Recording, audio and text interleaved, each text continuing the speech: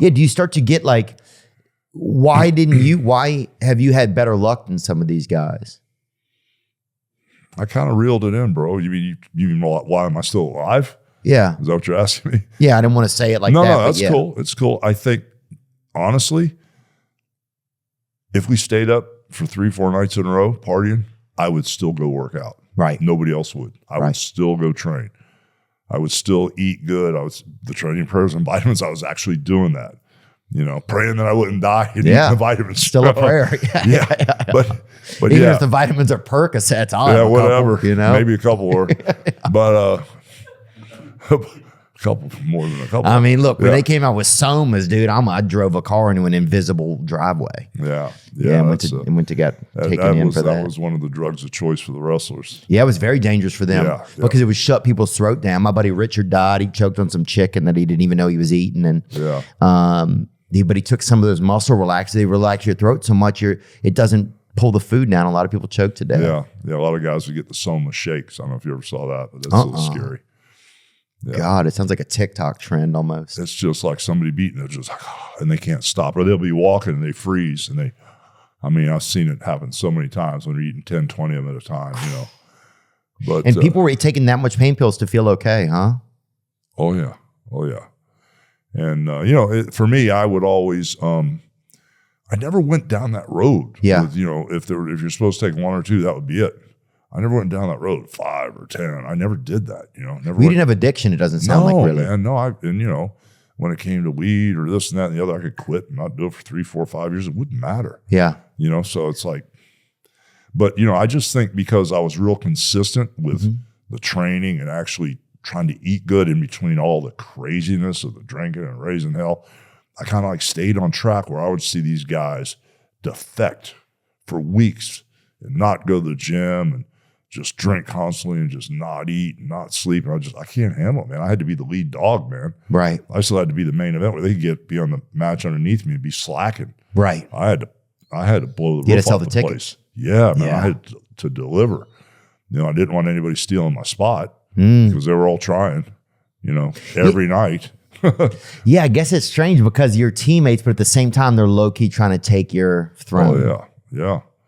If I slipped on a banana peel or got hurt, they'd be more than happy to replace me. When you look at a lot of guys you seem really healthy. Do you feel healthier than, a lot of guys in your line of work haven't had a lot of the same blessings of health. I mean, I know you got a pretty bad spine, what's bad on you? Like, where's your health at kind of now? Well, I think internally I'm healthy. It's just I abuse my body so bad, In the last 10 or 12 years, I've had like 25 surgeries. And it's kind of weird because when I went to do Rocky 3 when my mother was still alive, if you would come to my house, she'd go, "Yo, T, come over here. First thing I want to do is measure you, Oh, yeah. And that's what she did to me before I went to do the Rocky movie. I was like 335 pounds. I was 6'7" on the nose.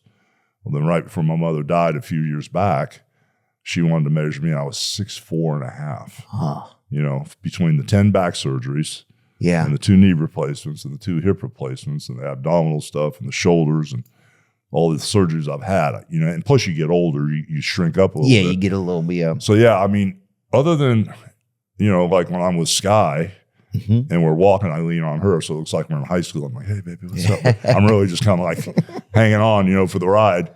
Or if I'm not with her, I can pretty much walk on my own from here to that door. But if it gets too far than that, I get like a walking stick, which is embarrassing and hell. But Sky says, "Embrace it. You're a warrior." I said, "You're right, baby. You're right. I am a warrior."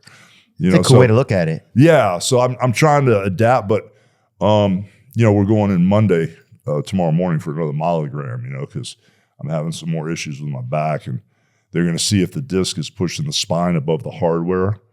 And if it is, then they want to go from the middle of my back up to my neck. But if the disc isn't pushing on the spinal cord, then they said, "We don't want to cut on you anymore." And because my left hip is like 25 or 26 years old, they think there might be a problem there, but we're going to find out. Yeah.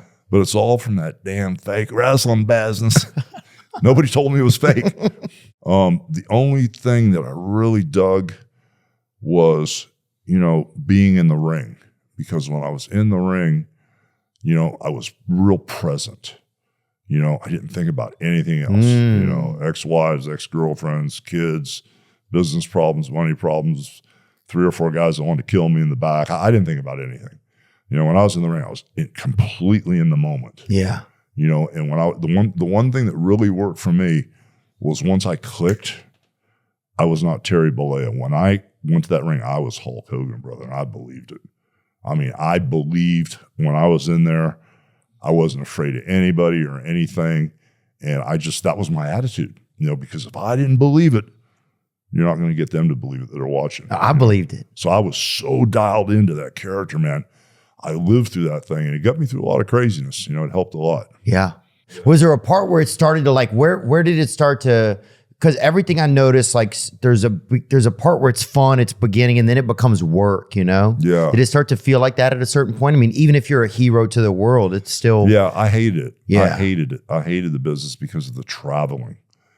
And, you know, the no sleep. You have to make a choice between eating, sleeping, or working out. So the priorities were working out first. Yeah. Eating, and the sleep was the third priority.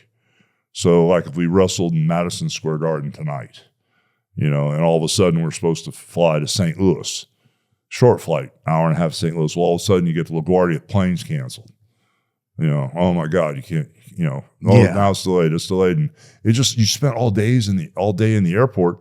And then when you landed in St. Louis, you know, do you go to the hotel first and check in and waste time, or do you go to the gym first? So I'd always go straight to the gym and work out. And then usually I wouldn't have time to go to the hotel. I'd usually go to the arena, and I was always on last, so I'd miss room service and food.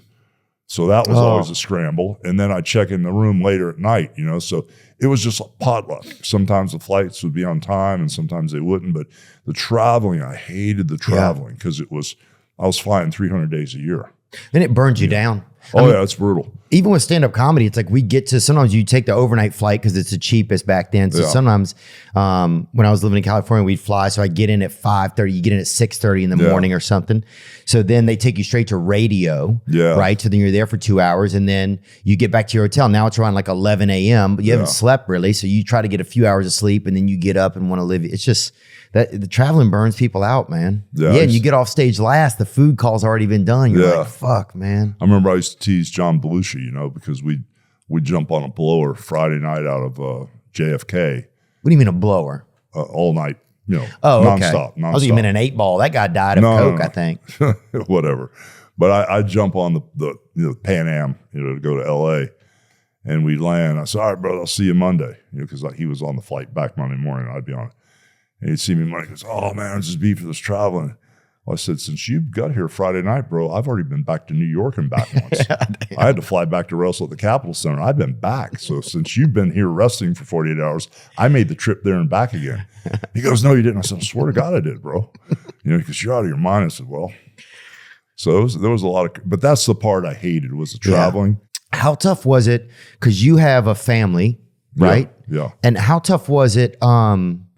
I always wondered, like, to your kids, like, to be, because you're everybody's hero. Like, you were like, you know, you were a hero to so many people, right? I wonder if it's tough for a child to be like, oh, how do I make my dad seem like my hero? You know, like, how do I make my dad seem like my hero if he's everybody else's hero? You know, I wonder if that's tough for a kid, you know? I'm sure it is, you know.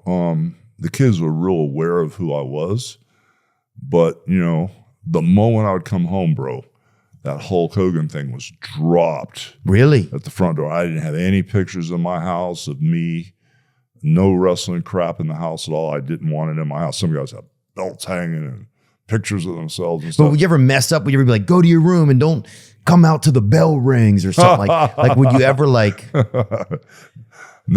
No, brother, I didn't do that. But the thing was, you know, I dropped that Hulk Hogan persona, and the moment I'd walk in the house, I'd take the bandana off the bald head, and I was just Dad or Terry, and I was, you know, I could switch gears pretty easy because I just didn't live that character. Like, ooh, yeah, brother, and like Bret Hart thinks he's the greatest wrestler ever, and all this crazy crap that these guys think.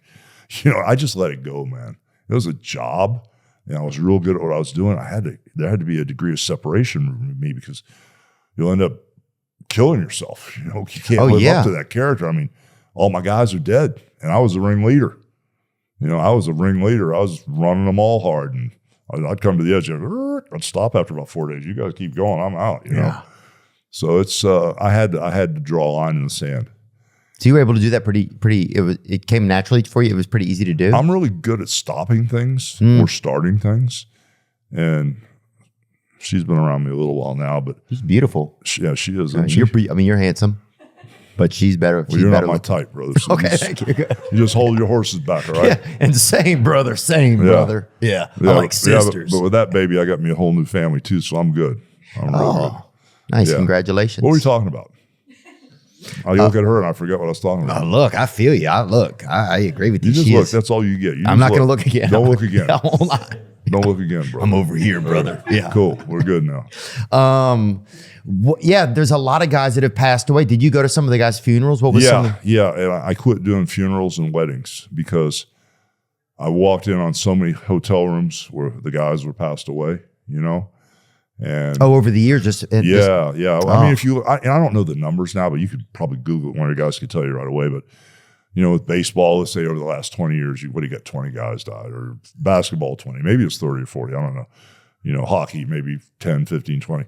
Wrestling, 350. Yeah. I mean, everybody's dead. Yeah. You know, I got a retail store right down on Clearwater Beach, and you know, we sell pictures and posters, and there's 6 guys in the picture. I'm the only one still alive. It's freaky, man. I'm sure. You know, especially because my mom and dad are dead, my brother's dead, all my friends are dead. So it kind of like the mortality thing can get to you after a while. So when you ask me how my health is, I'm cool, you know, with all the back. I mean, you can have 1 back surgery and end up in a wheelchair. I've had 10, you know, and so I'm very blessed, very lucky, bro, you know, and just like I said, I'm either all the way in or I'm all the way out. If we're going to party, bro, we're going to party. Yeah. If I'm going to go straight, I'm going to go straight, you know. And right now I'm on the straight run. You know? Yeah. No alcohol, no. Actually, I did take 2 Tylenols. I was hurting so bad today. But I didn't take Tylenols, Advil, or Aleve for months now, and I haven't drank since January 1st. But when I go congrats. When I go the other way, you can ask Flair, it gets ugly. Hope you enjoyed that video, and you can watch another. And you can watch this one, you can watch this one.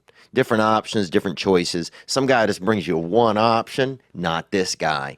2 options. Watch one, this one or this one.